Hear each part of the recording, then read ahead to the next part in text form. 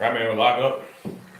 All right. Welcome into On My Block podcast with myself, Ahman Green, and my good friend and former teammate, Mike Wall. Mike, how you doing? What's up, AG? Doing well, bud? I'm doing very good. So it's January 3rd, 2022. So the day after the Vikings come into Lambeau Field where it was like very cold, basically. It was 10 degrees, Mike. It was those games that we knew when we played Tampa, Miami, or any team from the South was like, we got one thing up on them. You know, they don't play in this. They don't live in this. So it was 10 degrees at kickoff. I think it was a little bit colder, close to zero by the end of the game. So the Packers clinch that number one seed because they clinched playoff berth, won the division, I think, a week ago. So they get that number one seed playoff berth, playoff berth, and then has that first round bye. That is only for them now since it's a 17-game season now, 18-week season, in itself. So they get that bye week well earned. And now, they got one more team to play, which is the Lions. They got to go to Detroit. And this is a game, I say that both this game and last game, obviously, being divisional games. And now Detroit game is still, like, for me as a coach, I was talking about this. Marco was in the room last night, and we are talking about the playoff scenarios and bye week stuff and how we look at it as players. And I'm like, look, I'm doing Bill Belichick and style. Like, y'all playing. Don't ask me if y'all sitting out. We're not sitting the whole defense. We're not sitting the whole offense, or we're not sitting guys on. No, everybody's playing to stay in rhythm because these games are still there's still games to play that actually get you better and keep you in flow going into the playoffs. Yeah, for sure. And the problem is too, even like last night, you show them like the Minnesota Vikings have been. I put rival in quotes underneath on the banner because right, like they've had a good year as far as they're keeping the games close. They're competitive. They're a competitive team, but that was not a competitive game at all. You could tell that. They've got guys playing up front on both sides of the ball. You're just kind of like, man, you're not going to have a lot of success with the people you have in place right now. Obviously, they're missing their starting quarterback. I like the way that other guy played, but you could see like from the length of his windup alone, like it's going to be a long night for the Minnesota Vikings. And even though we're playing the Detroit Lions next week, as you look forward, right. At least they're a competitive team. They're a physical team. And as a player, you're trying to weigh that risk reward. Like you and I like to play football. So yeah, if they're going to give us the option to play or not to play, it's a regular season game. It counts. Like I want to keep my starting streak, whatever, whatever those reasons are. Exactly. Now you have a 17-game season. So your stats look a little different, right? We haven't even really talked about, should we even be counting 17-week stats versus 16-week stats? But the fact that there's going to be more 5,000-yard passers, more 2,000-yard rushers as time goes on here, right? Those things are all going to be broken, but those are still places as a running back. I know you want to get, hey, if I'm close to 1,500 yards, I got an extra game to do it, or 2,000 yards extra game. I'm trying to damn right I'm going to go play. I'm trying to get those yards. Yeah, that goes in the record books. Like we know that goes in for the rest of your career. So there's the rhythm part of it, and then there's just the competitive part. You want to go out and compete for sure. Yeah, it was just, and you said, not much of a game. I'm early in the week. I didn't find out till Kirk Cousins wasn't in the game. I think it was till Saturday night. I was like, what? He's one of the quarterbacks that's like not vaccinated too, right? Right. And then his backup, well, there you go. And then his backup was Sean Mannion. I don't know how to say his last name correctly. I was just like, where's this dude from? I was like, I didn't even know their Minnesota backup. Like, I knew they had the rookie Munn.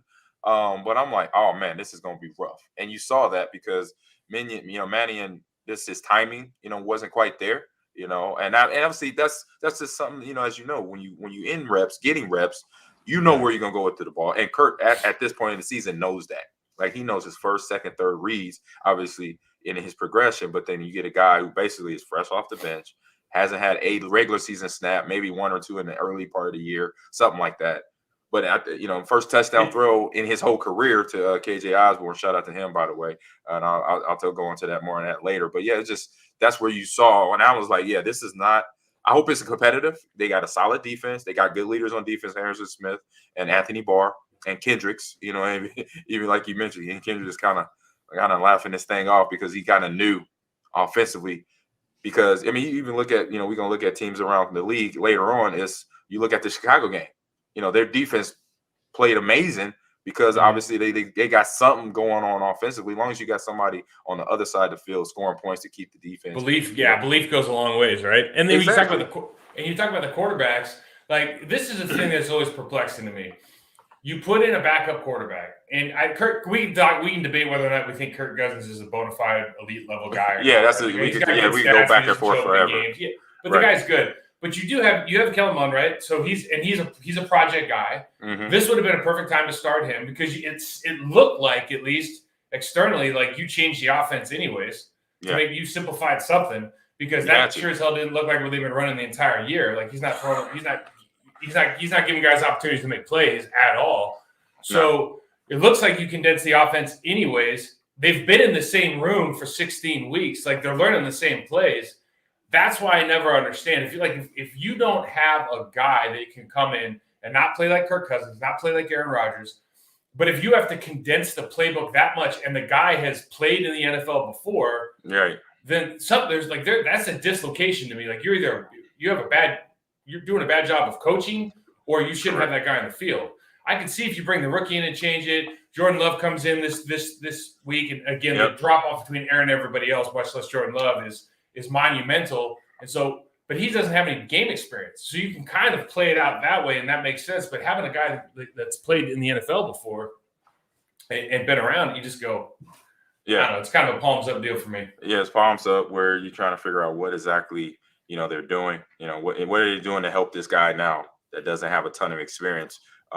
Get the ball downfield for your offense to try to score points. But so on the other side of the ball, we know Aaron and a guy by the name of Devontae Adams have been breaking records and just doing stuff that I know you're a football fan. You've been a football fan since you were a kid like myself. So watching guys like Joe Montana and Jerry Rice, connect and make it look so easy, and just the throw placements, the way that that he's going for the ball, or showing late hands where he's not giving up to the DB that the ball's about to drop in the hole in the pocket, and just doing things, route running rides, like on that second touchdown catch up the middle. It was 5 wide spread, and if I'm a corner and I've got DB, I'm a head up on Devontae, just out of pride, I don't care what's called. We're on the 5-yard line. I'm getting in your face.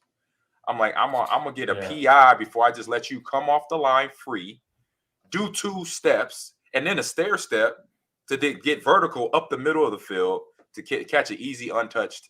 I say, was it an unencountered, unimpending, I ain't touch you touchdown? It's like, come on. So that connection between them is just now getting to, like you mentioned, just other levels of production for the Packers offense. Yeah, they scheme into space so well, and he's getting easy 5-7 pickup yards on the wide receiver screens. Now it looks like he's getting like 3-4 of those a game. That touchdown, like you mentioned, they run this. They got trips. Look, they run the smash on the outside. They carry the linebacker with a vertical up the seam, and then he just runs kind of a staggered chair route or a staggered high post, and it's just so, it really is. It's like taking candy from a baby. Yeah. And I don't say that the Minnesota Vikings are a competitive football team in Correct. the NFL, but they're doing stuff. He had three back shoulder throws that I don't know who else throws them in the league at all, even throws the ball. But guys there's nobody else in the league who's making those three connections. It just doesn't happen. And he's doing it just over and over and over. And a couple of them, it's almost like a dance, right? The way that it's just so he just he's running, reaches around, tucks the ball before he even hits the ground again, spins all over. It's too easy. And I just, again, the one thing that we can kind of point to from the takeaway from this game is they're playing at an extremely high level right now. Yep. There's still some challenges across the board, and you just want to make sure that you come into this thing like you feel like you're really battle tested. And so at least the Lions, I guess, coming up next are a division rival. So we don't know what the Packers are going to do. Devontae Adams said yesterday he wants to play. So hope that means that they're all playing. But they play hard. We're going to get tested, and so again, you and I never worry about the injuries, right? Like that's just, it's football. If you worry about the injuries, someone's going to get hurt. So exactly. It doesn't. It just you got to play it out. You control what you can control. Yeah, it's just one of them things that's going to happen, And like you said, the Packers kind of living in their own reality. Like you said, you want to make sure. So hopefully, I say from a football standpoint, that the Lions next week, they're going to come in here. Look, regardless of where we're at, we're going to try to rain on y'all parade. Let's play football for 4 quarters.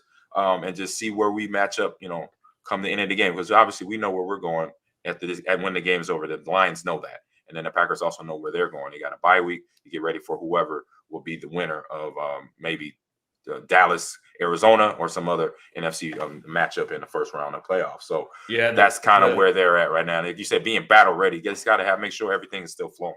Come that they're just doing such a good job of running plays. Like you have your stars, and let's just call Lazard a big play guy. MVS can be a big play guy. Yep. Right?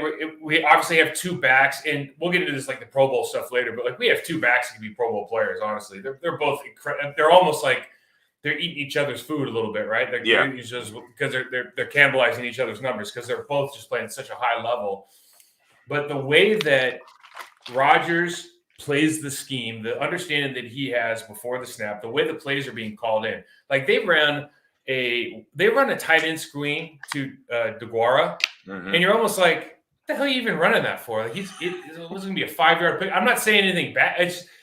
I'm actually saying it's a really good thing, right? Because you have to what are you doing? You're just keeping them honest. It's just another thing that the defense has to worry about, right? Next week. It's just another thing they have to worry about. You got the wide receiver screens. You got, you're giving the ball to a 250 running back in the flat. He gets the ball 3 times, 2 on the wheel route, one on just like a flat trail. Yep. He's getting those balls. He's not going to necessarily get 10 yards. It's not going to be a touchdown, right? But it's just distributing the ball. It's keeping everybody in rhythm, and it's keeping the defense honest. And I think that's kind of an unheralded thing for Matt LaFleur and Hackett, everybody putting together this offense is they do such a good job of distributing the ball. Devontae Adams is getting 10-plus yards for 100 or 10-plus catches for 100-plus yards and touchdowns every week. But everybody else is making plays too. And, that's where, for me, looking at it from a big picture standpoint, that's going to be sustainable in the playoffs. Yeah, it is because, another formation is the 2 wide receivers set where Devontae's the slot and he's doing a quick screen, which is basically another run play. He got 2 receivers going out to block once he catches the ball, and he's just picking up 3 to 5 yards. And it's just to make sure to keep the defense on the toes, defensive coordinators, keeping the DBs, the linebackers aware, be like, you know what? Because if you don't, we might torch you for a deep play, a big chunk play. And that's what a defense doesn't want, especially in the playoffs. When you have those chunk plays 20, 30 yards at a time because you're not paying attention because of the formation, it's a little different. They have a different personnel. Instead of having the warrior at tight end, they got put Aaron Jones there, and then he runs straight to the flat. It's just a long handoff, basically. So it's like it's making them pay attention for 4 quarters of a game right there. And so then you flip it to the defensive side of the ball, and it's something I agree with you here is just knowing or seeing what Minnesota did with Devontae on that 1 touchdown and some of the other routes. They were in kind of soft coverage in red zone. Packers too are sitting in that coverage too, where I'm like, well, what's the mindset here? What are you trying to do to an offense by telling them, what we're going to say kind of off your guys and we're going to do this? I don't know. That's kind of why I'm seeing it from my point of view. You don't have Kirk Cousins. Adam Thielen's not playing. You have you're in cold weather. They've put a lot of draft capital into their starting offensive line. Yes. They have Dalvin Cook. Right, you basically have Jefferson outside at this point. I know they're tied to make some plays last night, but that's kind of a function of what we're running defensively more than anything else. Yeah, exactly. And so I just keep looking at this like the soft shell coverage that we just keep working. Like not because again, what do you need to have soft shell coverage? You need to be able to get home with 4, which we can. Yeah. But then you have to have guys that are tackling in the backfield. Amos does a good job. Savage, again, last night, he still has problems with we just call it geometry of the field or geometry of the field. Yeah, he's having tracking issues. Because he had the one tight end he missed in the end zone on the score for the Browns last week. He doesn't understand the geometry of the field as well as maybe you need to if you're going to play guys deep all the time, right? And I just, again, we're now kind of projecting because we think Super Bowl or bust, and you're going to get that. You're going to get home games. And you start thinking, okay, if Tom Brady comes in here, is that going to be a problem that our safety playing 2 shell deep zone doesn't understand the geometry of the field? Like, is that going to be an issue? Stafford, is that going to be an issue? You start to go, it's going to be a problem. That's going to be right because those quarterbacks will see the problem. They'll see what we're seeing. Like, wait a minute, I could get away with this here. And it was really telling like yesterday, even, and then listen, what did they score? 3 points, 10 points, something like that. They scored 10 points total. They scored 10 points total. So they scored 10. It's all garbage points at that. So we can only be so critical when you play that well. We just kind of look at this right from a projection standpoint and go, okay, like they're leaving.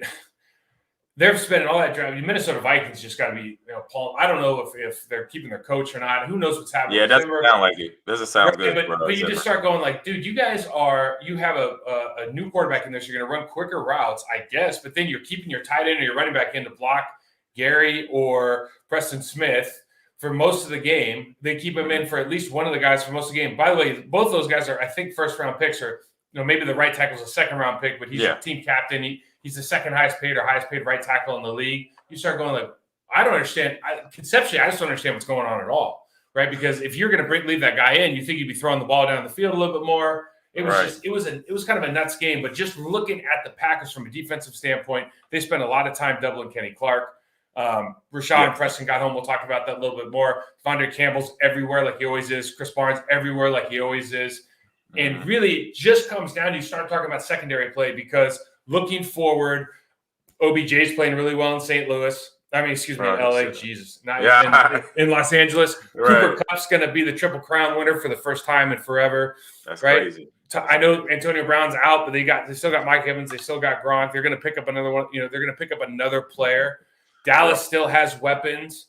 Antonio Brown might end up in Dallas. They might have 3 wide receivers now. You never know. It's Jerry's world, right? Yes. So you've got guys that might come in that have weapons, and that's always going to be the concern because I don't know against, I'm just kind of, again, looking at, you can get home with 4 on the Rams. You're probably not getting home with 4 on the Bucks to get in Tom Brady's face, and you're probably not getting home with 4 on the Cowboys and getting in Tom Brady's face as long as they're, Tryon Smith and Zach and all those guys are healthy. Probably not getting home. So now it's like we got to hold up a little bit longer. The rush is going to take longer. It's just stuff you think about. Yeah, you got to think about that stuff because obviously you want to get the quarterback off his spot. You want to make that pressure.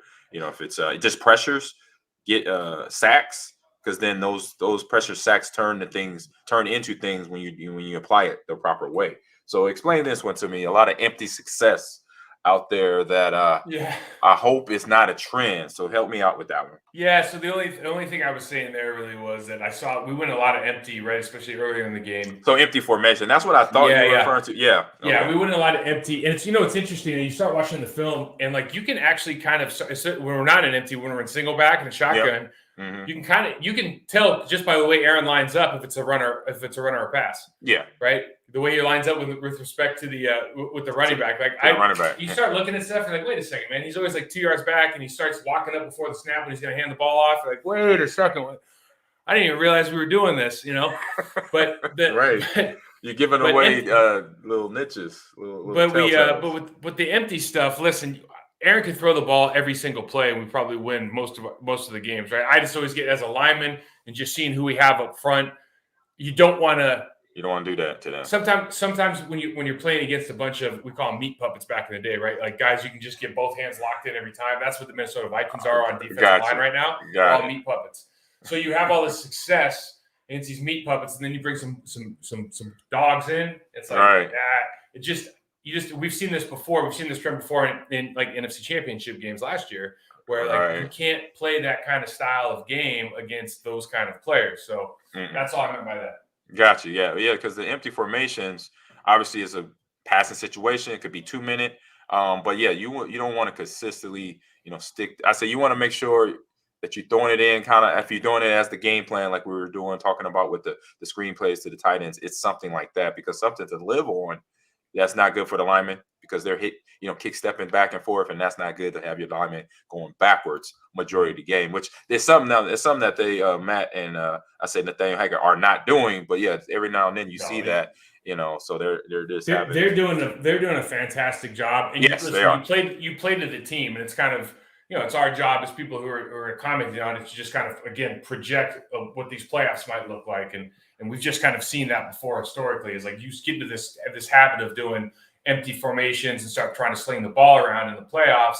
It's problematic, right? Historically, it's problematic. Yep, tip balls, all the deflections, we've seen them, throughout the time. But then flip it over to special teams for the Packers. I say a little bit of a silver lining here. We got the ball, you got a penalty, you got a defender running into the return guy, but then the return guy himself, David Moore, having a pretty good day, three returns for 33 yards. So that's something I say moving into the playoffs. Right, you take that and you want that because playoffs, you never know. You never know. He could be that guy to get the field position or even get a punt return or a kickoff return in the end. So, big shout out to my man KJ Osborne. So I met this kid. So his godfather was in the army with one of my brothers, Mike, and he was the head chef. And so my brother worked for him while they were on their base up in Louis St. Louis McCord up in Seattle, up in Tacoma area. And so he met me when I was like 5 or 6 years old, and now growing up, his godson and his son, they said to them one day to Steve, said, "Hey, we want to play in the NFL," and Steve was like, "Oh, I know a guy that just retired." Oh, nice. And I met them. They had come to some of our games, especially because they live in Detroit area. So when we played in, during our days when we go out there, they came to our games, and so but it was funny. They were diehard Detroit fans at that time. So it was always rough to know me and to do what we did to the Lions when we would go out there, they come to us. So that was kind of our fun little banter. But now shout out to KJ because I've been knowing him, like I said, since a kid, and he's been grinding. I remember, him coming here it was 3 summers in a row they came here. Him and it was KJ and EJ. They came and I worked them out. It was just like boot camp training. How you train a kid for anything, for football, for baseball, basketball. I'll say, hey, we wake up early. Our day could be done by noon. And, I could tell right away the first couple of days that he had that extra switch that, he flipped it and was like, this is what I want to do. I want to get to that level. And he did. He went through, he did really good high school football in the Detroit area. Then he went to the University of, he went to IMG Academy down in Florida for about a year or two. Yep. He got a scholarship down there. That's where his talent went and his grades. He had a 4.0 GPA, graduated out of high school. Then he went to the University of Buffalo, did his first initial 4. Then he graduated early, and then he went through the transfer portal when it first came around and was able to transfer down to Miami to get, be at a D1 school to actually get some notoriety, come be on that roster. And he did, Miami wasn't great at the time, but he did okay. He had about 500 yards that 1 year there, which is, being a Miami wide receiver is somewhere scouts is going to come down to and be watching. So shout out to him. He actually gave me his jersey too. I was like, oh, sweet. I was like, thank you. Appreciate Isn't it great to see guys who don't have like the traditional path? Right. Yep. And listen, nobody's complaining. The kid's got a scholarship to IMG. Like, right, for people who don't know, I think it's like $80,000 a year to go there. Yeah, so he earned that though. I know. It's a big deal, right? Yep. But then you go to University of Buffalo. You play out your time. You develop, right? You develop physically, emotionally, cognitively, everything. Yep. You get that one shot, and now you're catching TDs on Sunday Night Football, man. It's pretty awesome. Yeah, it's awesome, man. So yeah, he a special kid to me and to his family. One touchdown and a nice one-handed grab there on the sidelines, trying to do what he could on that team. He kind of knew the situation. I met him. We went out to dinner the night before, so he kind of knew their whole playoff scenario, talking like we talk. So, hey, we got to do this. We got to just worry about this game and then find out what happened next after that. But now for the playoffs, for the Packers coming up. So what are some of these questions? I know it's a few questions that we ask ourselves as players. I'll let you start it off, Mike. Yeah, I mean, I think the first thing is just where we're at health-wise. And if those guys come back, whether it's Alexander, whether it's Smith, whether it's Bakhtiari, whether it's, Myers, right? Are we comfortable now? This is why that Detroit game is kind of pivotal, right? Because if we can get guys back and they can get that game in, then they're not just walking in on 8 weeks off, rusty, bye week. Rusty. Yeah, that's a tough ask. And I think the guys I just mentioned, maybe minus Myers, have the experience to be okay. But you would rather knock the rust off here, even if you take an L. Like, you'd rather knock the rust off in Detroit, get that game speed going, and then just feel really good about being in the playoffs, because we know, even though these guys are playing well, even though they have the best regular season record, we do know that they play in a very, very poor division this year. We do know that there's other teams that are very, very capable of coming up here, and the 4 people I just mentioned would make this team noticeably better on both sides of the ball. So, just where are we at with these injuries? Are these guys going to get a chance to knock the rust off a little bit next week, game. or they're just gonna and then if they don't, then it's like I got a guy that came off the COVID list on Friday, but the team was like, or for Saturday, but they're like, we're just gonna shut you down because he kind of had depleted him physically, and so you just maybe these coaches, okay, Alexander, are we going to start you again? Or are you going to rotate back in? Z Smith's probably not going to start, but we can put in those third down packages, right? Bakhtiari, you've got to put him in immediately because he's the best. He's the best we got. He may be the best in the league. Yeah, exactly. And he's a guy that you want to find out. Oh man, we had to knock rust off in that last week against the Lions. We had a situation, AG. I don't know if you remember this, but Gray Rugemer, who Gray was. Gray is the player engagement guy now. Yeah, but Gray was one of our backup centers. Mike Flanagan was our starter, and then Scotty Wells was a rookie. Yep, I remember that. Right, going in, and we were going into the playoffs, and we thought we had a good team. We ended up not doing very well, but I remember there was this big debate because Mike got hurt, and Flanagan was one of the best centers in the league. Yep.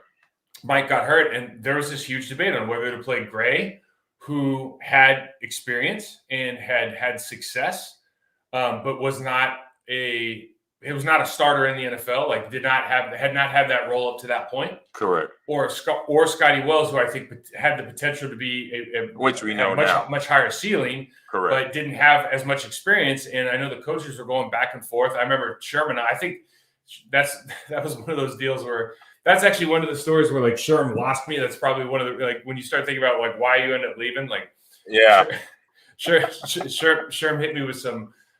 Sherm and I had a conversation about that situation, and it didn't go very well, but or not very well. But like there's some kind of accusations made that I didn't feel good about. But anyways, it's just funny how those things happen, right? You have to make those. Decisions as a coaching staff and what's the best interest for the team, and it's not transparent. I mean, it's very murky. It's very murky, and I kind of know what you're referring to because I know Coach Sherman was a guy that outthunk himself sometimes. Basically, he way overthought things and said instead of looking at something, you say, "Oh, it's right there in front of me." To me, without going into detail, because I could tell you were avoiding that. I'll just say this: Scotty Wells would have been my pick. Right away. Mm-hmm. Nothing against Gray, nothing against him and his experience. I just knew from the back end what I learned later. And I was seeing what I saw with Scotty early in my career. Me and Marco was talking about this last night in the locker room. Last night in the suite. How when we would tape, right before practice, we are getting ankles taped with Flea. And I could see Scotty coming in from the old lineman room. And he'd be red. His whole head be red. I'm like, what's up, angry man? Because he looked like he was angry all the time. Mm-hmm. And I'm like, he's like, Ahman. Like the first time when he did it, I'm getting my ankles taped by Flea. He's like, Ahman, why you didn't tell me that these guys were so brutal in this lineman room? Oh. I said, bro. I said, they do it. I said, that's them. I said, you better suck it up. And you can't let them see you sweat because the more they let you crack, they're going to keep cracking. They're going to keep chipping away at you. Mike, Marco, Mark, and Chad. I said the ones you got to worry about is Mike, Marco, and Mike Flanagan, you, Mike Wall, and Mark Rovera. Those are the three you really got to worry about. Mark Tauscher and Chad, they still young. Those are them first three. Them the ones that from either a verbal or if they can get physical to you with you too. You better have you better have everything in line.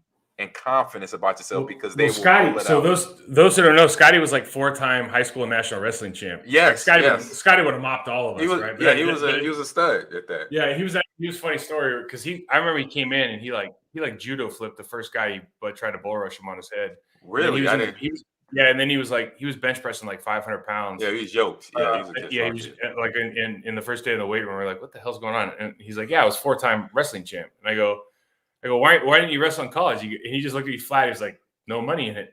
I was like, all right, man. Good. Right. Fair enough. I tell you, I love linemen, man. I love you guys. You guys are the smartest guys on the field, man. Love it.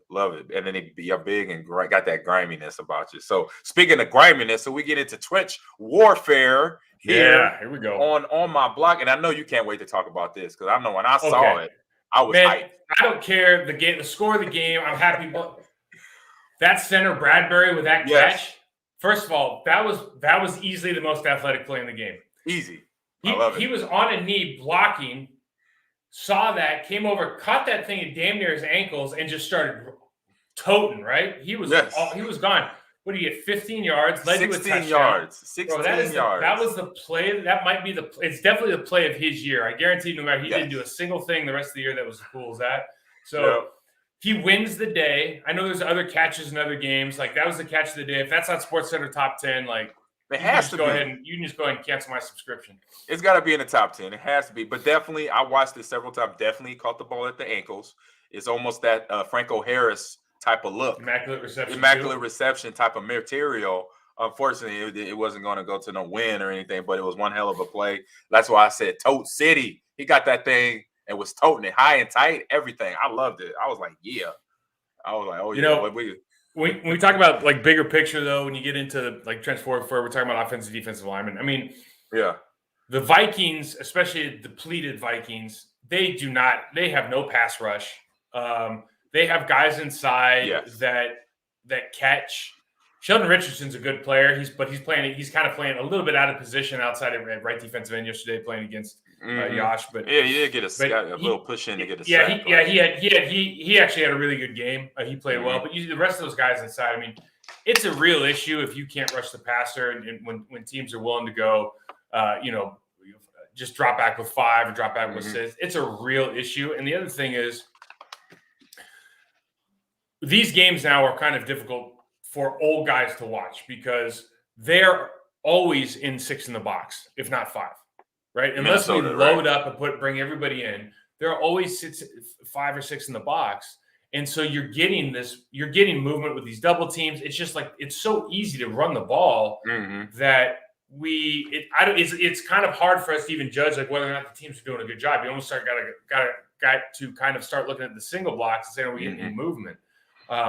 We do a good job of getting on doubles. We've been talking about that all year. Yeah. And when you're getting your doubles and you have a downhill runner like Dylan, you're going to fall forward for a bunch of yards, regardless if you get off on those backers. I think, again, JRJ did a really good job of trying to finish yesterday. We get in a little bit schematically. We get into that sideways old Alex Gibbs outside zone, and then we have a cutback or just a single cut downhill, and that, like Kendricks, those kind of backers can kind of backdoor us and make plays at the line of scrimmage. That happened a handful of times last night where we might look at it and go, oh, they didn't do a good job. It's like, no, they're just doing the rules. Yeah, they're getting beat by rules instead of just maybe making that adjustment. And that's one thing I think that as you get older, as that team gets more experience, there was a play very specifically he's running a downhill play, but the motion for the offensive line is an outside zone to the right. And so you see Royce kind of, instead of taking the 2-eye and moving him back, he steps to the 5. Kendrick shoots, makes the play at the line of scrimmage, and he's like, and it looks like Patrick's not doing his job, but Patrick's doing exactly what he's supposed to. Right. You just can't react in time because you got people running. Anytime your chest gets pointed towards the sideline, there's really no coming back, is there? No, it's tough to do that in the trenches right there because it's a lot of fast hitting going on, and then the run fence have to happen instantly for the runners to see where the blocks are to make their cuts to get into the gaps. Yeah, so. But if you see, like, we're running in the 8, listen, you know this as well as anybody.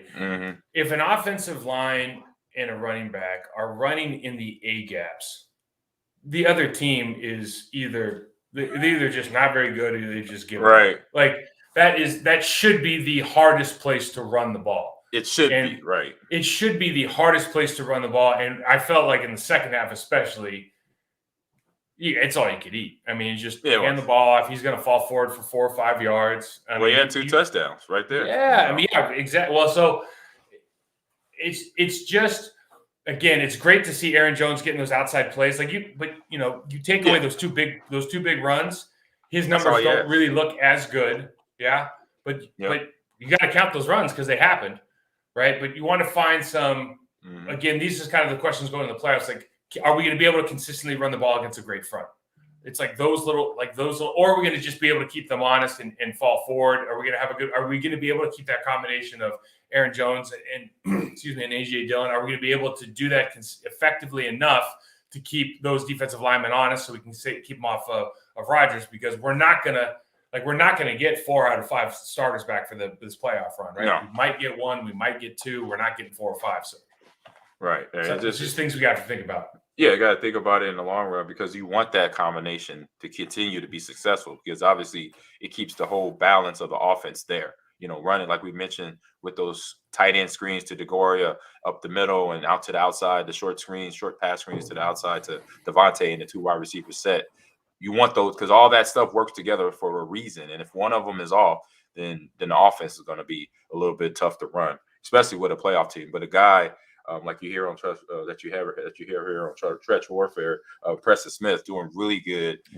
Getting doing a little bit more than what his position is asking him to do right now at the moment. Yeah, I just love I love the way they use those guys. And you see even the first play of the game, is he a little bit out of position when you have him as a stand-up guy who's trying to cover tight end in the flat? Yeah. It's probably not what he's built to do. But yep. 19 times out of 20, this guy is doing his job and doing it well. He's such a good run player. He's such an underrated run player as far as I think what the public thinks of him as. He is so stout at the point of attack, especially a tight end can't block him. A running back can't really block him. Tell you what happened yesterday. Like I would be incredibly pissed off if I was playing tackle against Gary or Preston Smith, right? And they went and got a sack on me or on my side because I hadn't blocked with a tight end or a running back. It's like, are you crazy? Right, and that happened.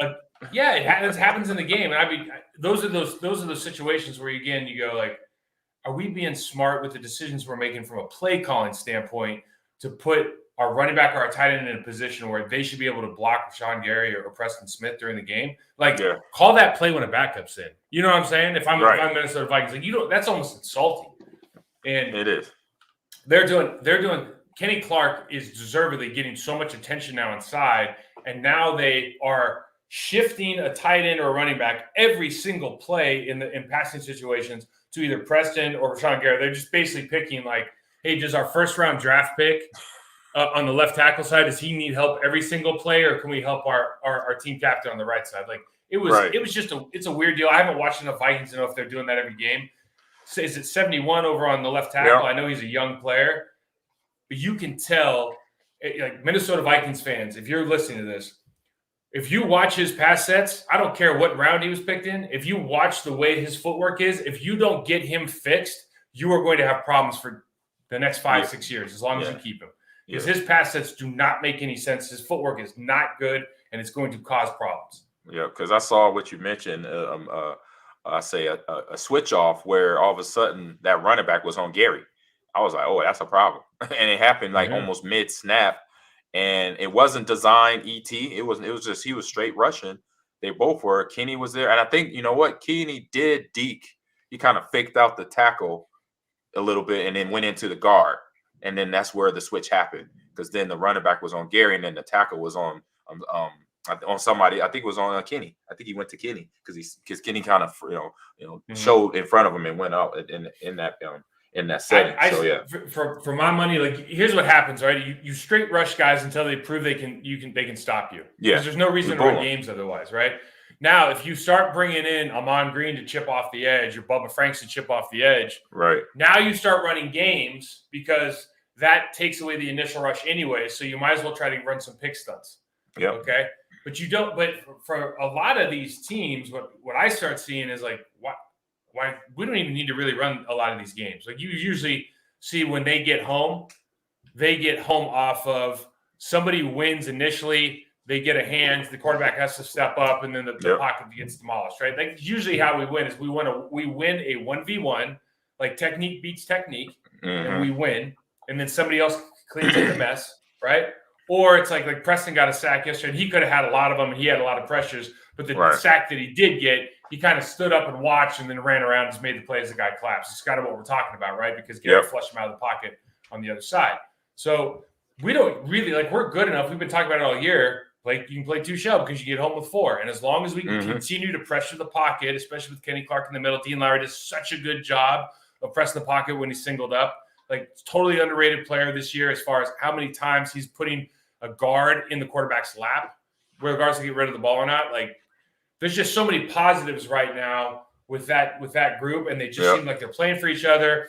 They congratulate each other when they get sacks. Like it looks and feels like they must have a really good room, and it's fun to watch.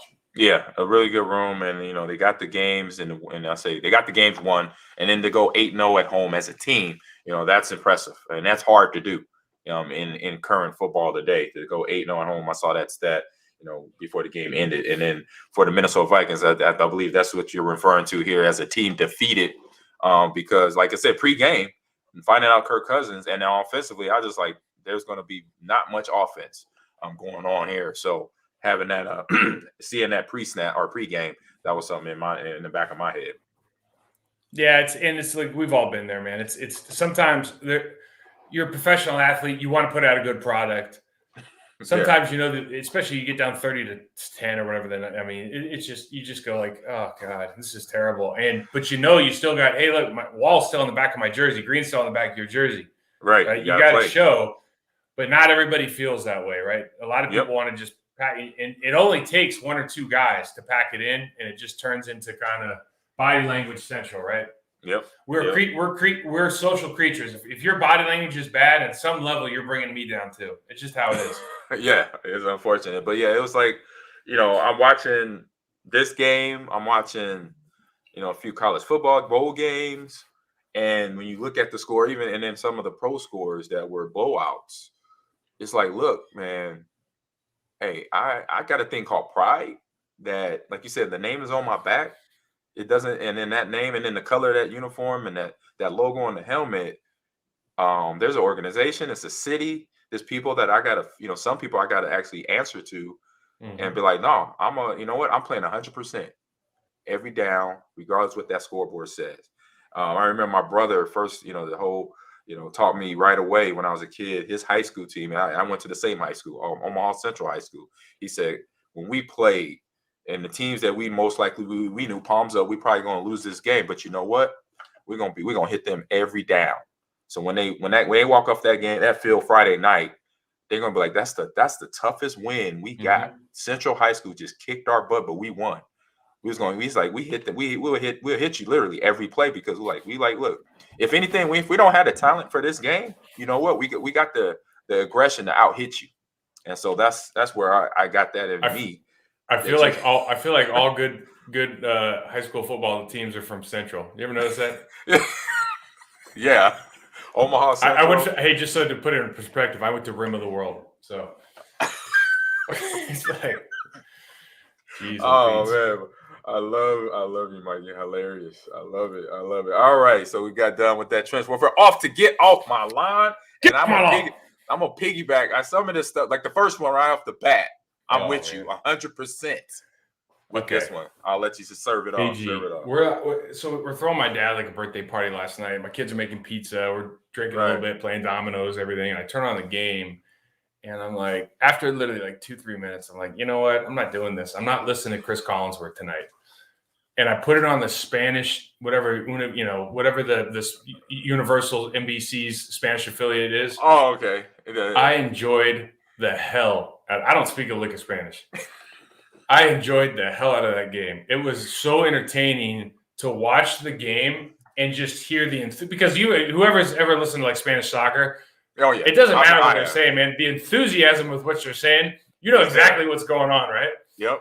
It was so refreshing to watch a game where there was just a general enthusiasm about everything that was happening. Everything was positive. It wasn't I know it all. Blah, blah, blah. It was I just enjoyed the hell of it. I highly recommend if anybody wants to just have a change of pace and you just look at the commentator for the game and you're like, I do not want to listen to Joe Buck tell the same story, whatever it is again. Yeah. Go check out the Spanish speaking channel, man. It's the best. Do that. You sound like my dad. The guy rest his soul. My dad did the same thing when we were playing during our playing days. He would just mute it. He would hit the mute button. He's like, I can't take it. He's I'm hearing these guys talking about y'all and the offense and what Brett's not doing and what you're not doing with the O-line. He's like, nope. He's like, and my dad was an old lineman, like I mentioned earlier. He knows what he's looking at. Yeah, he boom. He said that's what he do. He just put him on. And then have I met Chris Collinsworth? I don't know, but like I said, same thing. I'm like, oh, he's saying stuff just for dead air. Like obviously TV, you don't want that dead air going on, but he just says the interesting most. I think obviously it's a hard job. It's a really, really hard job. I get that. Yes, I understand. And we do this. That's what we do. it's like it's always funny. There's guys who like take pride in trashing their position. Yes. And it's just tough. It's a tough gig. But sometimes if you want a break, go check out the Spanish channel. That's all I'm saying. Yeah, take a break. Yeah, it's okay not to say something. It's okay not to say anything. All right, so we're going now to the Jags, the Jets, the Texans, the Lions, and I throw in the Giants too, because they ain't gonna be all in the top 6 of the NFL draft coming here in a couple months here. So all the teams you just named, and by the way, Joe Judge yesterday with the I saw that comment. Yep, I watched that. Listen, man, like you should have, and you're the head coach of the New York Football Giants. You're in the big city. You're on the stage. You should never, when you're a bad team that's won like a handful of games, use a sentence that has the word clown show in it when you actually look like a clown show. But here's the thing. Here's my point, right? You look at the Jets, Jags, Texans, Lions, Giants. Correct. They have hired and fired. The Giants I left out because they won Super Bowls about 10 years ago. Okay? Got it. Okay. But I understand where you're going with this. Because in the last, I don't know, 3 coaches, same thing. You have hired and fired rising stars in this league, veteran coaches in this league, general managers who, by all indications, know what they're talking about. And it's just a continual onslaught of poor play, mismanagement, bad commentary coming out of the press conferences, pointing fingers. It's always bad. And like the media, we don't have a choice but to talk about the players, talk about the coaches, the general managers. Dude, it's the owners. It's the owners. It's the culture at the top. It's the head of the snake. Yep. Robert Kraft bought the Patriots in 1994. It wasn't an overnight success, but Parcells did get him to the Super Bowl versus the Green Bay Packers. 2 years later? Yep. Okay. Yep. They've been winning for the last, 30 years, 25 years, been pretty damn good, right? Very good. It's not a coincidence. They had Belichick. They had, but somebody has to make those decisions. Like somebody is hiring these people. Yeah. Like if it's obvious that somebody is not, Shad Khan is like an incredible success story. Like I read his whole bio, incredible success story. Shad Khan, the guy who owns the Jaguars. Gotcha. Oh yeah. Okay. Okay. Seems like a very likable human being. How could you hire that man to run your organization? Like how could you hire that guy? And who are you listening to? And you have these billionaires that are clearly more successful than I am. Right. But I can't figure out how they make it's like that would be like I know a lot about football, but that'd be like me going into a paint manufacturing and be like, I guess I know what I'm doing now. It just it's crazy to me that we just don't turn around and go, let's just call this what it is instead of excoriating these people who are working their asses off to build a good product. Every one of those people, whether you like them or not, are trying to build a good product, except for maybe Urban Meyer. I don't know what the hell he was doing, but everybody else trying to build a good product, especially the players. And it's like, man, you got to pay attention. Like, get off my lawn with this stuff. If you're going to point fingers at anybody, point at the person who's doing the hiring. Right. Yeah. And I'm like, for myself and knowing teammates, and you probably know a few that were Lions. I myself was a Texan for 2 years back in 07 and 08. And I could definitely agree to that point and to where it started at the top, where I was there for 2 years. Not even, I was there for 2 years, but within the first month before the season started, I was seeing red flags all over the place. It was a place, full disclosure, I did not want to be. It was something my agent kind of, lullaby me into signing. And I was like, what? No, I want out of here right away, instantly. And because I saw the problems, it wasn't about a team. The culture was upside down. They didn't have a culture. I'll just say that down in Texas. Didn't have a culture. And from like I said, from the leadership all the way down so ownership, GM, and coaches, to us as players, the players are just trying to wander around, figure out what their whole being is there. And so myself coming in, and Mike Flanagan was down there with me, Kevin Berry, and we all three saw it's like we all said, Wesley, what the hell? Where are we at right now? And we still, and that was 07, that's 08, and it's 2022 now. And the Texans still have the same problem. The Lions, the Ford family, still have the same problems with this is 1% talent they have coming in the building, playing football, throwing the ball around, making tackles. That obviously they feel that they're doing something right. They're not going to change it. But as you see, for the result for season over season, they're in the top 5, top 6, top 10 drafting players every year. And it's like you won't want to be there unless you had like season-ending injuries for all your starters or something. That's the only reason that you would want to be in the top 10. Put me in the 15 and below. That means we're in the playoffs. We just had a couple games here and there that we just missed out. But don't let the people, like you said, prime example, going into a paint factory and you don't know nothing about paint.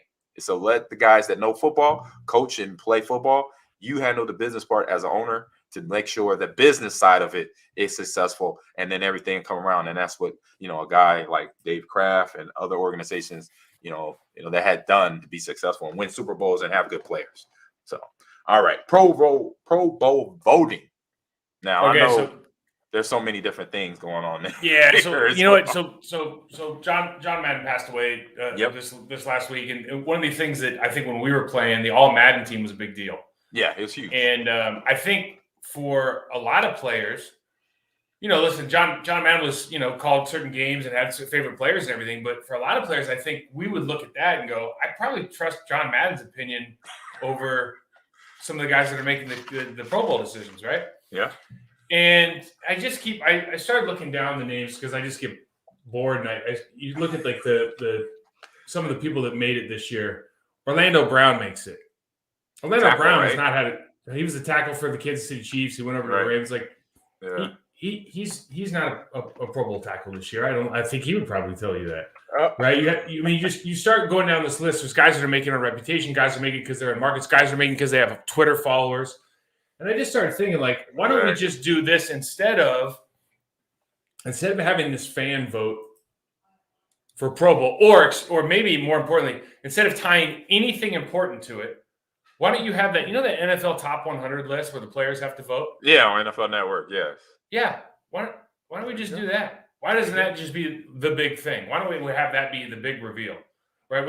And maybe you have to slot it in where you got to have X amount of players at every position. I don't know. But it just doesn't. Every year we go through this, and then it's such a media-driven thing where you go, all right, well, the fans voted for these players. Here are the snubs. Here they got blah, blah, blah. And it creates this whole – I understand it creates a talking point, and we're talking about it right now.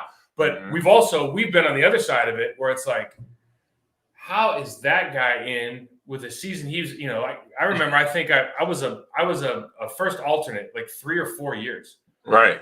And you see guys getting in, you'd be like, are you serious? There'd be a guy who like missed half the year with injury, but he's getting fan voted in. He's like, man, how is that happening? And so for us, it's a little more personal. So you just look at it. Because we're in the thick of it. Yeah, I would take a lot more pride in it, I think, if we knew that the voting was based on merit. And I don't know exactly how to do that because you can start saying, well, the players aren't going to watch every game either. But players talk. We know who's good. We know who's not. And it's not necessarily who's on a good team. It's actually who's good. Exactly. I mean, between – like you said, the mayor side, I'm 100% on board with that. I mean, and for a player standpoint, if you haven't played against a guy, it doesn't take much to Google him now. Mm-hmm. Look at his stats. Or you got teammates on other teams that you played with in college, maybe at high school level. They say, hey, it's so-and-so, I see him, and he's a potential Pro Bowler. Oh, he's a dog. You'll know right away. Your teammate will say, if you play with him, oh, yeah, he's a dog. Oh no, he ain't got it. I remember when Tommy Harris played his first game against us when he was Bears. Yeah, it was him and Tank. Remember, they had just 2 guys, first round, third round pick, and the Bears sucked. But I remember like Tommy Harris came. I came out of the game, and Marco and I were like, "Oh shoot, he's gonna be really good." Because we remember this is back when we had John Warren, we had all these stud players in the NFC North, and Luther, Sean, what's his name? Luther Ellis of Detroit, yeah. And, the big Sean over there too, and we just went, oh shoot, Tommy's really, like this kid's gonna be a problem. Yeah, he's gonna be really good, man. And he was. So we know, like to your point. So here's my last one, AG. Okay. we have Roger Goodell and we have all his safety committees and his competition committees. And maybe there's players and coaches. I don't know where they're getting the information that they're making these rules. But right. I just wrote down a couple of rules. I want you to tell me, maybe it's in your mind, maybe it's not on the list, which 2 or 3 of these rules you're like, this has to end now. We have our new taunting rule. We have our going low on quarterback rule, which means if I get thrown into the legs of a quarterback, it's a 15-yard penalty, automatic first down. We have our targeting rule, which means that if a receiver catches a ball and ducks, I'm going to, no matter what happens, get a penalty unless I try to break his knees or his ankles. We have the tuck rule. We have the celebration rule that isn't directed towards the NFL's own camera where they can take like the NFTs and all that, and like market that for their own. You can go to the end zone and they all do their little coordinated dance. Right. Right. We have holding calls on quarterbacks leaving the pocket, which happened like 12 times yesterday. Yeah, and then we have the fact that we can't review what are obvious blown calls. So which ones of those, like, if we can let's just get rid of 1 or 2 of them right now and make the world a better place. What do you think? Let's start with the taunting. Mm-hmm. And then, I think that's an easy one. Yeah, that's an easy one. Take that out. I say the celebration. Take that out. That's just wasting time. And I say going low on quarterbacks, especially if you're thrown into the. Right. I mean, you as a referee, you're obviously well trained, and some of them might be former players, so you could tell the difference. Other than obviously you don't see it when it happens, but you get to watch the replay. And this then goes into reviewing the film, reviewing stuff, reviewing anything. It's like you should be able to, once you see the replay, you could tell clearly he was thrown into the quarterback's knee area. Not just hitting his knee, but that area. So yeah, they take those out of there, and then So yeah, and then I'll probably throw one more in there, probably the targeting, because it's like they're not really making a clear distinction of what exactly it is. Because I understand what they're trying to do; they're trying to protect us, but then they're calling targeting when it's obviously not targeting. It's like what is the aim area? And you as a running back can lower your head to get a first down, and you can get a targeting call. And you can get a targeting call. Right. It doesn't make any sense. It makes. I mean, listen. It's so funny because we are the best reality TV show that there is going. Movie comes out, the concussion movie comes out. We have some new studies, and what do? They go full pendulum swing over to this side. We got blown knees, blown ankles, and then they come up with studies that say, "Oh, people really aren't getting hurt that much. But the concussion thing's way better." And you got every single player in the league. Here's what happens. Because every single receiver in the league is like, you can go ahead and take my head off. Don't hit my knee. Every single one of them, right? Right. Every single one of them said the same thing. That's every player. You're right. Every player, I'll take a head ding. That's fine. Please do not blow my knee out because I know I'm done. But if you go back and say, listen, if you run your guy across the middle and throw the ball high, I'm going to knock his block off. Guess what's going to happen? You're not going to throw that pass anymore. You're just going to have to go back to the way it used to be. And It's not like Tom Brady said at the beginning of the season.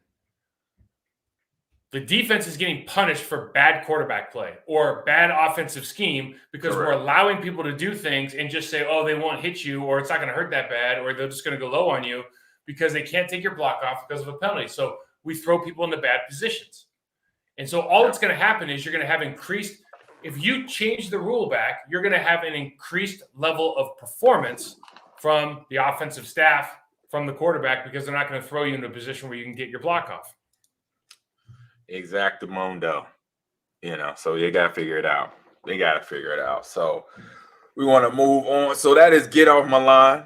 We aired it out there. So we'll take this to around the league here because we played this games. It wasn't a game to be a player. Yeah, I agree with you. So let's move on to around the league. So we, like I said, it was some blowouts. I mentioned earlier in the podcast, some blowouts like the Bears. They played the Giants, like we mentioned. But not a clown show. Yeah, not a clown show. Not a clown show. 29-3. And it just tells me if they got a little offense, this defense could play. I mean, we know this. It's attrition. You mean time over time, you got these teams that got great defenses. Minnesota, great, great offense or similar or subpar offenses. Chicago, but then they're on the field. The defense is on the field 80% of the time. That's not a good recipe. So they find something in Dalton. He's back on the field. He was the quarterback for the team. They win in Chicago, 29-3. And you got the Eagles squeaking it out against the Washington football team, 20-16 in Andover, out there. I think the Eagles are a tough out if they go to the playoffs, man.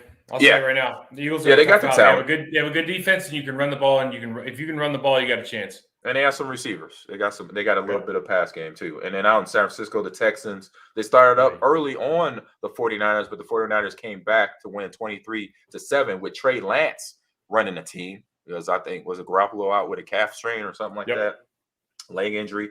And then out in Seattle, Russell Wilson may be doing his swan song. That's how some of the commentators were putting it. He had a big game.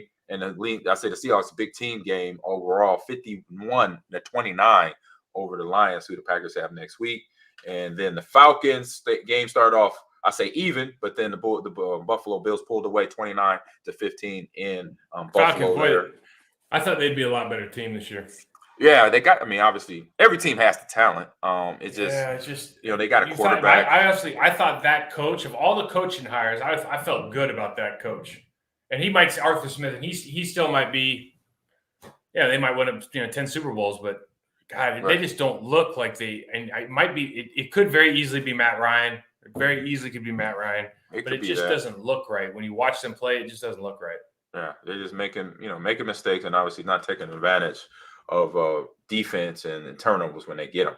And then a tight game in the AFC, and it's two playoff contending teams. The Bengals and the Chiefs, one hell of a game. I watched that one. Joe Burrow is a gamer. He's a gamer, and then Jamar Chase is the best player on that field, all right. God, I mean, he catches the slant route, Mike, makes two moves and just says, "I see you on the end zone." He outran 4 Kansas City DBs. I mean, just ran from him. They were even with him. When he caught the ball, they were right there. They could have tackled him. He made 2 steps to make space and just was gone. What in God's green earth are you doing on 3rd and 27 running zero blitz and leaving the guy who's burned you for 3 touchdowns, leaving him one-on-one? And then the Bengals try to lose the damn game. Right, on the goal line. They got 2 penalties that bailed him out. And I'll tell you, that hands to the face does not get called every play. It was a hands to the face. Right. They got bailed out. They got flat bailed out. That was that was unthinkable. And they 2 quarterback sneaks. Speaking of quarterback, we'll get into the Jets game, but 2 quarterback sneaks. Joe Mixon's there, like, can I get the ball, please?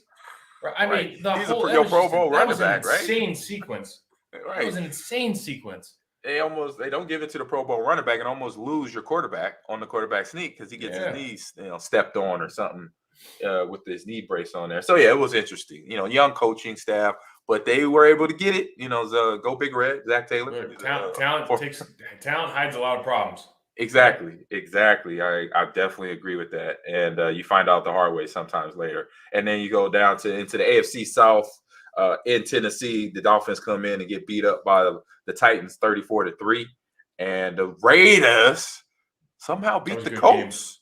Yeah, I saw highlights. I didn't see the whole game, but the Raiders go to Indianapolis and get the win, 23-20. I'm like scratching my head on that one for sure because I'm like, so the Colts beat what? The Patriots? Yeah, they beat the Buccaneers, or they beat the Cardinals and the Bucks, I believe, right? Raiders are Jekyll and Hyde though. When Garoppolo is healthy and they have him and Mason Crosby playing, like their defense is, they're difficult to play against. And Carson, like you are not going to sell me on Carson Wentz being a championship level quarterback until he is. Until it happens, right? Yeah, you're just not. I mean, there's something there that you just go, man. If he gets heated up a little bit, it's a problem. Right. I think he's one of those guys that things have to be going pretty well for him to play an error-free game. True. And I mean, that's a player's point of view because until he does it, I can't give it to him. And I'm not, I respect his game, but I'm not going to just say, oh, he's the best at doing this. So right now, until he does that, you got to figure it out. He has one hell of a running back, though, in Jonathan Taylor. Yeah, he does. Oh, man, he's a dog. So go on to AFC East team versus the AFC South team. Jaguars beat up. Then no win, 50-10 to the Patriots. The beat down there, and then the game with the shenanigans going on. Buccaneers at the Jets, where again the game where the Jets are on top most of the game, and Tom Brady does Tom Brady. And even though with the distraction, unfortunate that we're going to talk about here right now, the Bucs win 28-24. But Mike, we got AJ, we got AB, doing what he did. It's just for me. So I'll let you start it off. Yeah, here's it. Well, first of all, it's 4th and 2. The Jets can ice the game. And they run an end around, but they don't tell. And Salah did a good job after the game, just going like, this is on the coaching staff. He's angry at LaFleur for not being very specific, which you don't think nobody would think that you'd have to. Hey, it's 4th and 2. You're not going to do a quarterback draw right now or a quarterback sneak. It's 4th and 2. You're not doing a quarterback sneak, right? We're going to do the end around. The play that we called, we're going to run the play that we called. We're not for the 14th time. It's 4th and 2. You're not doing a quarterback sneak, right? Because that was the whole game right there. Now the thing with AB it's sad to me. It is. I'm just being honest, it's because sad. It's I sad. think he is one of the most talented guys that we've seen, and because he's talented, I don't know how he was raised. I don't know if he has any, associative issues, mental disorders. Okay. It seems like one thing I know for sure, just because I know guys that have played with him, when he's on the field, it's go time. There's nobody that works harder than that guy. Yeah. So we love that. But to me, he must have there must be some sort of mental health. He needs to talk to somebody. He has to talk to somebody. You just don't have these kind of deals. And with players that have talent, they always get second chances. We know that. That's a fact of life. That's a fact in not in sports, in literally anything. That's business. You have something that can help you. You're going to always justify giving the guy a second chance. And he has been allowed to act a certain way over the course of his entire career because he has that talent. I bet you he's a great conversation. I bet you he lights up a room. Yep. He's one of those guys. He just comes off as one of those guys. But it's just sad that you see a guy that fall from grace is like, it's just you just want to go out and just like, man, let's make sure he gets some help. Yeah. Not even care about the Bucs or I don't even care, but like you just want the guy to get some help. Yeah, I just want to make sure somebody, if he doesn't do it himself, but somebody close to him to, whatever if it's his friends, if it's close family members, say, hey, we got to do this. We got to help you out here. Because that's a guy that obviously for one needs a hug, because it's just, to me, to be in that situation, be given a shot last year to come to that roster because he has a connection with Tom and Bruce Arians, who I know, I haven't met him personally. For every player that's played with him, said he's one of the player coaches. He's solid. He's going to tell you like it is, but you're going to want to play for him. He's going to, motivate you to do that. So knowing Bruce Arians, to have a guy where you basically are not in agreement with as a player, it's like, it is something that on your end that you got to figure out. And hopefully he does in terms of AB, figure out, get whatever is fixed or broken within him by getting the help he needs mentally, because that is to see that, I'm looking at, now I watch a lot of movies. I remember one movie in particular, Joanna Man, where the basketball player gets kicked out of the NBA. And when he gets kicked out of it, he the whole in the movie he went completely new. So, but still here, taking off your jersey, gloves, and then tucking them into the stands. Yeah, that's just a sign of somebody that's basically asking for help, and not in a way, not actually literally asking for help, but they are asking for help there. So the wrap up of around the league, we got the Rams beat up on the Ravens 20-19 in Baltimore, and then the Chargers out in LA beat on a divisional rivalry, Broncos 34-13, and the Cards and Cowboys go at it, but the Cardinals are the victor there, 25-22 in Dallas, kind of another heckle and jive playoff team, even though these are both playoff teams, but another similar to the Raiders heckle and jive team right there. The entire year, people have been talking about Mike McCarthy is going to lose a game for the Dallas Cowboys, right? And they hope to decide in the playoffs. They've been saying it since week 1. Yep. Game management, something's going to happen. Yesterday it happened. It did. Yesterday it finally happened. And I don't, it's funny. I don't know Mike McCarthy, but I don't know how Green Bay Packers fans feel about him or anything, right. But you just go, and the look on his face when they kept Kyler Murray in, brought the field goal kicker in, and he had to waste that timeout in this early in the second half. Right. And so he no longer has the timeout that he needs to overturn a clear turnover at the end of the game. Now they run the clock out on the next play. Kyler Murray gets so what I'm talking about is guy looks like he fumbles, but they can't review it because they don't have any timeouts left. They don't have any timeouts left because they squandered a timeout when the Arizona Cardinals ran their kicker on the field, left Murray in, went into a spread formation, and the Dallas Cowboys got confused, timeout, and Mike was over there looking like, you've got to be joking. Right, like they just because they got one over on them, right? And it ended up costing them. Listen, I don't know if they would have overturned it, and I don't know if they would have scored, right? But I do know that the chance was not there because of that play. And as you watch the game, and as you watch, you know the Cowboys are going to come back and score. You know it's going to end up being a close game, 1-possession game because they're both two good teams. You go, that could have been. I was watching this game live. That could be the play of the game, and it was. Yeah. And it was, I saw the ball was right on the sidelines. It's the football. When it comes out, it can have those little spins, and it stayed right in bounds. It didn't move nowhere. And the Dallas player picked it up. And obviously, like you said, everything happened. Timeout being called, and didn't have any more timeouts to make a change there with a challenge or anything. And so we wrap up around the league with the Saints at home in the dome there, beating the Panthers 18-10. Wrapping up an interesting season there for themselves as well through injuries, starting off great, beating the Packers, but now just been on a spiral down because of Jameis Winston going down, Taysom Hill now, being the quarterback, but still finding his way. But he's definitely the guy. He's going to be between him and see when Jameis Winston, in terms of health, comes back for the next season for 2022, where their quarterback competition is going to be.